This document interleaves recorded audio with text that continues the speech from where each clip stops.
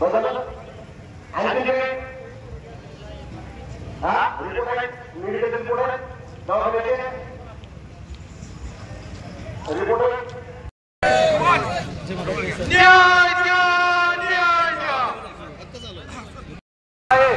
आंबुलन्स असं त्यांना ताबडतोब सोडून देण्यात येत आहे।